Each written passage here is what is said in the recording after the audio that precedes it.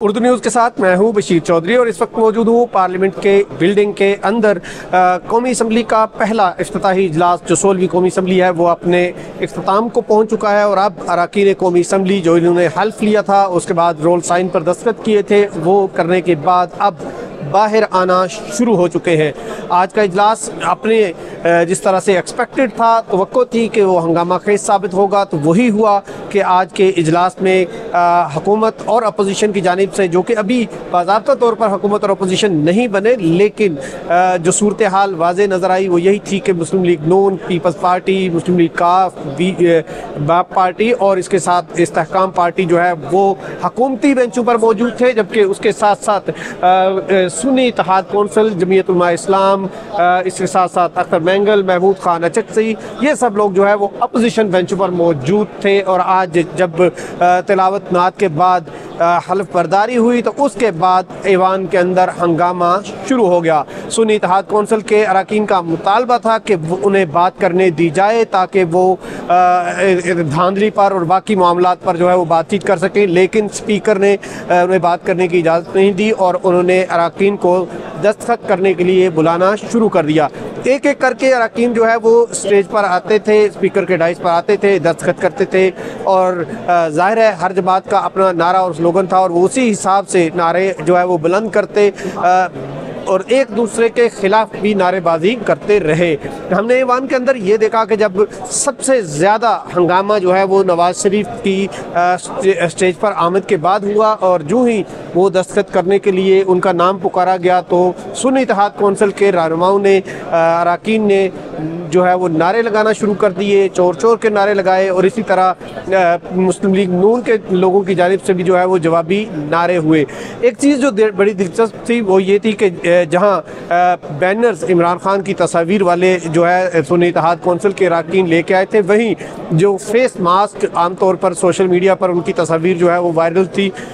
उनका इस्तेमाल भी किया गया अरकान की जानिब से, ख़ासतौर पर शानदाना गुलजार और दीगर ने जो है वो लगाए थे। नवाज शरीफ के बाद अगर किसी रहनुमा के स्टेज पर आने की वजह से शोर हुआ, नारेबाजी हुई, तो वो शेर अफजल मरवत थे। जो ही वो स्टेज पर अपना दस्तखत करने के लिए आए तो उनके हक में जो है वो बड़ी तादाद में नारे लगे और उन्होंने खुद जो है वो मुस्लिम लीग नून के कायद के ख़िलाफ़ जो है वो नारे बुलंद किए और उनका जवाब भी वहाँ से लिया। इस सारी सूरत हाल के दौरान जो आज जो दिलचस्प चीज़ देखने में आई वो ये थी कि जहाँ तहरीक सुन्नी इत्तेहाद कौंसिल के जो लोग हैं वो बहुत ज़्यादा मुतहर्रिक, एग्रेसिव और एक ऐसे मूड में थे कि वो अपना जिसको कहते हैं कि एग्रेशन दिखा रहे थे और सम टाइम ये महसूस हो रहा था कि वो चाहते हैं कि कोई उनको जवाब दे और वो उस पर हंगामा आराई हो। लेकिन दूसरी जानिब मुस्लिम लीग नून और पीपल्स पार्टी के जो लोग थे वो ज़रा उससे कतराते हुए नज़र आए और उसके साथ साथ वो उन्होंने खामोशी भी इख्तियार किए रखी और कोई ज़्यादा जवाबी नारेबाजी जो है वो उन्होंने नहीं की। जो आज का इजलास है उसका ये तजिया किया जा सकता है कि आने वाले दिनों में जो ये कार्रवाई आगे बढ़ेगी तो हुकूमत और अपोजिशन के दरमियान जो ताल्लुकात हैं वो कशीदा ही रहेंगे और हर दूसरे दिन ऐवान जो है उसमें लोग एक दूसरे के ख़िलाफ़ शोर गोगा करते, नारेबाजी करते नज़र आएंगे। ऐसी सूरत में स्पीकर का किरदार जो है वो बड़ा अहम हो जाएगा कि वो किस तरह से लोगों को जो है वो इस इजलास को चलाते हैं और आगे बढ़ाते हैं। और आज जब इजलास ख़त्म हुआ है तो स्पीकर का और डिप्टी स्पीकर का शेड्यूल जो है वो भी जारी हो चुका है और जो ही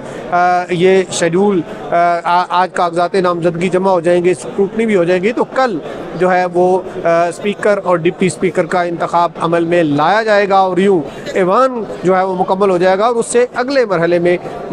जो है वो वज़ीर आज़म यानी कायदे ऐवान का इंतखाब होगा। तो आज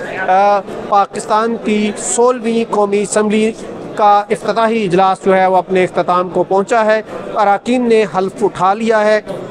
अगरचे ये हाउस मुकम्मल नहीं था, अभी सुन्नी इत्तेहाद कौंसिल को